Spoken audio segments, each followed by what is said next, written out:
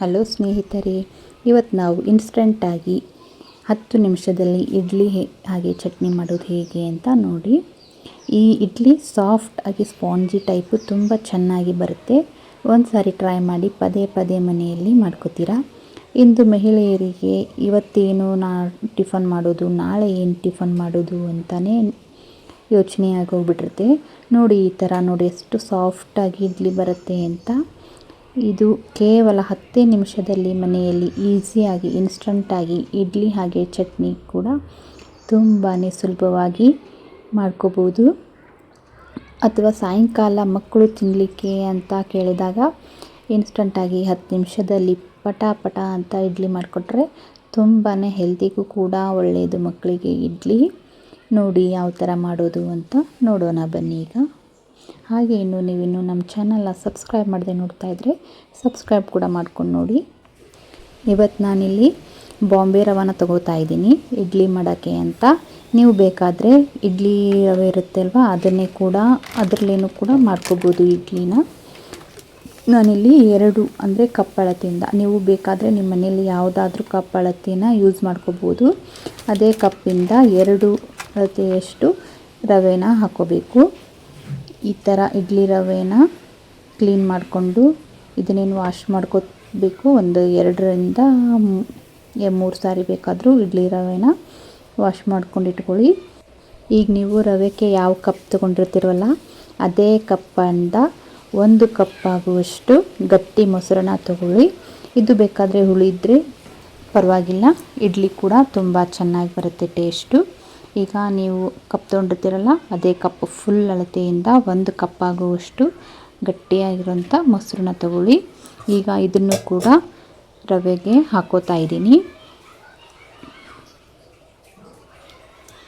ಈಗ ಅದೇ ಕಪ್ ಅಳತೆಯಿಂದ, ಈಗ ನೀವು ಮೊಸರು ಹಾಕ್ಕೊಂಡಿದ್ರಲ್ಲ, ಅದೇ ಕಪ್ ಅಳತೆಯಿಂದ 1 ಕಪ್ ಆಗುವಷ್ಟು ನೀರನ್ನ ಕೂಡ ತಗೊಂಡು ಅದನ್ನು ಕೂಡ ಈಗ ರವೆಗೆ ಹಾಕ್ಕೋಬೇಕು. ನೋಡಿ, ಈಗ ನೀರು ಕೂಡ ಹಾಕ್ಕೊಂಡಿದ್ದಾಯಿತು. ಈಗ 1 ಸ್ಪೂನ್ ಸಹಾಯದಿಂದ ಇದನ್ನು ಚೆನ್ನಾಗಿ ಮಿಕ್ಸ್ ಮಾಡ್ಕೋಬೇಕು. ಈ ಮೊಸರು, ರವೆ, ನೀರು 3 ಕೂಡಿ ಚೆನ್ನಾಗಿ ಮಿಕ್ಸ್ ಆಗಿರಬೇಕು. ಆ ಥರ ಒಂದಕ್ಕೊಂದು ಹೊಂದ್ಕೊಂಡಿರಬೇಕು. ಆ ಥರ ಇದನ್ನು ಚೆನ್ನಾಗಿ ಮಿಕ್ಸ್ ಮಾಡ್ಕೊಳ್ಳಿ. ನೋಡಿ, ಈ ಥರ ನಾನು ಮಿಕ್ಸ್ ಮಾಡ್ಕೊತಾ ಇದ್ದೀನಲ್ಲ, ಈ ಥರ ಚೆನ್ನಾಗಿ ಇಡ್ಲಿ ಹಿಟ್ಟಿನ ಹದಕ್ಕೆ ಬರಬೇಕು. ಈ ಥರ ಚೆನ್ನಾಗಿ ಮಿಕ್ಸ್ ಮಾಡ್ಕೋಬೇಕು. ಈ ಮೊಸರು ಒಡಗೊಡಕ್ಕೆ ಇರುತ್ತಲ್ವ, ಹಾಗಾಗಿ ಇದನ್ನು ಸ್ವಲ್ಪ ಒಡೆದು ಸ್ಪೂನ್ ಸಹಾಯದಿಂದ ಚೆನ್ನಾಗಿ ಮಿಕ್ಸ್ ಮಾಡ್ಕೋಬೇಕು. ನೋಡಿ, ಈಗ ಮಿಕ್ಸ್ ಮಾಡ್ಕೊಂಡಿದ್ದ ನಂತರ ಇದಕ್ಕೆ ನಾನಿಲ್ಲಿ 1 ಚಿಟಿಕೆ ಆಗುವಷ್ಟು ಸೋಡಾ ಪುಡಿನ ಹಾಕೋತಾ ಇದ್ದೀನಿ, ಅಂದರೆ ಅಡುಗೆ ಸೋಡಾ. ನೀವು ಬೇಕಾದರೆ ಮನೆಯಲ್ಲಿ ಯೂಸ್ ಮಾಡ್ತೀನಿ ಅಂತ ಹೇಳಿದ್ರೆ ಇನ್ನೂ ಕೂಡ ಯೂಸ್ ಮಾಡ್ಕೋಬೋದು.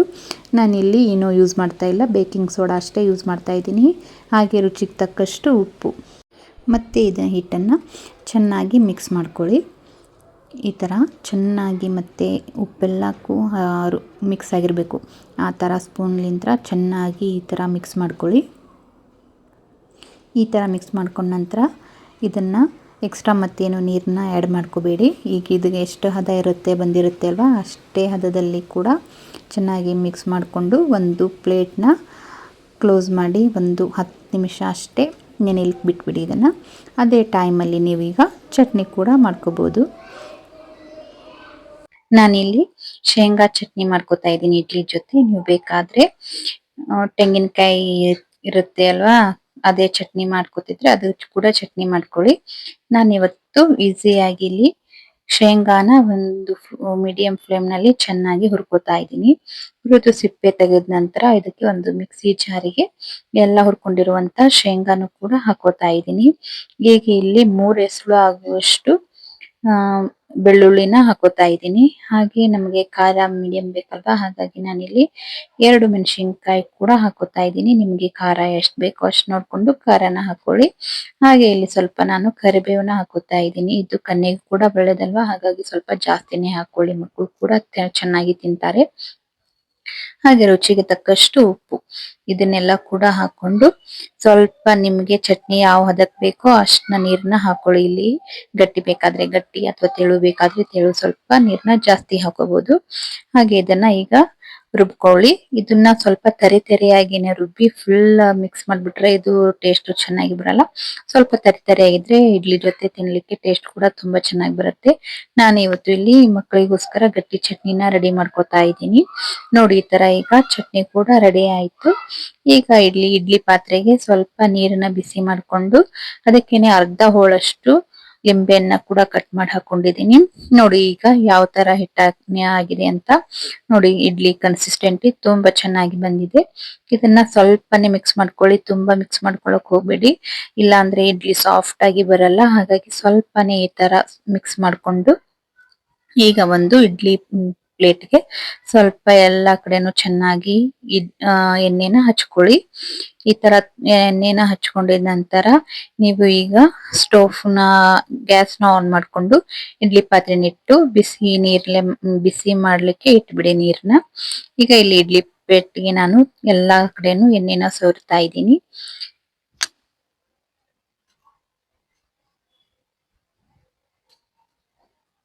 ಈಗ ಇಡ್ಲಿ ಹಿಟ್ಟನ್ನ ಹಾಕೋತಾ ಇದ್ದೀನಿ. ನಾನಿಲ್ಲಿ ಸ್ವಲ್ಪನೇ ಒಂದು ಕಾಲ್ ಭಾಗ ಬಿಟ್ಟು ಮುಕ್ಕಾಲ್ ಭಾಗನ ಹಾಕೋತಾ ಇದ್ದೀನಿ. ಅಂದ್ರೆ ಮತ್ತೆ ಇಡ್ಲಿ ಉಬ್ಬುತ್ತೆ ಅಲ್ವಾ, ಅದಕ್ಕಾಗಿ ಸ್ವಲ್ಪ ಪ್ಲೇಸ್ನ ಬಿಡ್ಬೇಕು. ಫುಲ್ ಹಾಕ್ಬಿಟ್ರೆ ಇಡ್ಲಿ ತುಂಬಾ ಗಟ್ಟಿಯಾಗಿ ಹೋಗ್ಬಿಡತ್ತೆ. ಹಾಗಾಗಿ ಇಲ್ಲಿ ನಾವು ಒಂಚೂರು ಪ್ಲೇಸ್ನ ಬಿಟ್ಟು ಸ್ವಲ್ಪನೇ ಇಡ್ಲಿ ಹಿಟ್ಟನ್ನ ಹಾಕೋತಾ ಇದ್ದೀನಿ. ಈಗ ಎಲ್ಲಾ ಪ್ಲೇಟಿಗೂ ಇಡ್ಲಿ ಹಿಟ್ಟನ್ನ ಹಾಕೊಂಡು ಈಗ ಇಡ್ಲಿ ಮಾಡ್ಲಿಕ್ಕೆ ಹಾಕೋತಾ ಇದ್ದೀನಿ. ನೋಡಿ ನೀರು ಕೂಡ ತುಂಬಾ ಚೆನ್ನಾಗಿ ಬಿಸಿಯಾಗಿದೆ. ಈಗ ಇಡ್ಲಿ ಪ್ಲೇಟ್ ಕೂಡ ಇಟ್ಕೋತಾ ಇದ್ದೀನಿ ಇಡ್ಲಿ ಟ್ರೇಗೆ.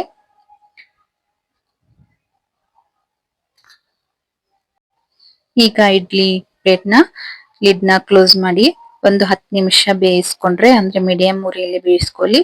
ನೋಡಿ ಯಾವ ತರ ಇಡ್ಲಿ ಬಂದಿದೆ ಅಂತ. ತುಂಬಾನೇ ಸಾಫ್ಟ್ ಆಗಿ ಸ್ಪಾಂಜಿ ಟೈಪ್ ಇಡ್ಲಿ ರೆಡಿ ಆಗಿ ಹೋಗ್ಬಿಡುತ್ತೆ 10 ನಿಮಿಷದಲ್ಲಿ. ನೋಡಿದ್ರಲ್ಲ ಫ್ರೆಂಡ್ಸ್, ಒಂದು ದಿನ ಬೇಕಾಗಿಲ್ಲ ಈಗ ಇಡ್ಲಿ ಹಿಟ್ಟು ನೆನೆಸ್ಕೊಂಡು ರುಬ್ಕೊಳ್ಳೋಕೆ. ಒಂದು 10 ಮಿನಿಟ್ಸ್ ಅಲ್ಲಿ ಇನ್ಸ್ಟಂಟ್ ಆಗಿ ಇಡ್ಲಿ ಯಾವ ತರ ರೆಡಿ ಹೋಗ್ಬಿಡುತ್ತೆ ಅಂತ. ನೋಡಿ ಈ ತರ ಇಡ್ಲಿನ ಒಂದ್ಸರಿ ಮನೆಯಲ್ಲಿ ಟ್ರೈ ಮಾಡಿ ಹೇಗ್ ಬಂತು ಅಂತ ಕಮೆಂಟ್ ಕೂಡ ಮಾಡಿ. ನೋಡಿ ಎಷ್ಟು ಸಾಫ್ಟ್ ಆಗಿ ಇಡ್ಲಿ ಬರ್ತಿದೆ ಅಂತ. ನೋಡಿ ಇಲ್ಲಿ ಕಟ್ ಮಾಡಿ ಕೂಡ ತೋರಿಸ್ತಾ ಇದ್ದೀನಿ. ತುಂಬಾನೇ ಸ್ಪಾಂಜಿಯಾಗಿ ನೋಡಿ ಈ ತರ ಮಕ್ಕಳಿಗೆ ಇಡ್ಲಿ ಕೂಡ ಮಾಡ್ಕೊಂಡು 10 ನಿಮಿಷದಲ್ಲಿ ಕೊಟ್ಬಿಟ್ರೆ ಮಕ್ಕಳು ಕೂಡ ತುಂಬಾನೇ ಖುಷಿ ಪಡ್ತಾರೆ. ಹಾಗೆ ಈ ವಿಡಿಯೋ ನಿಮ್ಗೆ ಇಷ್ಟ ಆಗಿದ್ರೆ ಪ್ಲೀಸ್ ಒಂದು ಲೈಕ್ ಮಾಡಿ, ಶೇರ್ ಮಾಡಿ. ಹಾಗೆ ನೀವೇನು ನಮ್ಮ ಚಾನಲ್ ಸಬ್ಸ್ಕ್ರೈಬ್ ಮಾಡದೆ ನೋಡ್ತಾ ಇದ್ರೆ ಸಬ್ಸ್ಕ್ರೈಬ್ ಕೂಡ ಮಾಡ್ಕೊಂಡು ನೋಡಿ ಅಂತ ಹೇಳ್ತಾ ಇವತ್ತಿನ ವಿಡಿಯೋನ ಇಲ್ಲಿಗೆ ಎಂಡ್ ಮಾಡ್ತಾ ಇದ್ದೀನಿ. Thank you.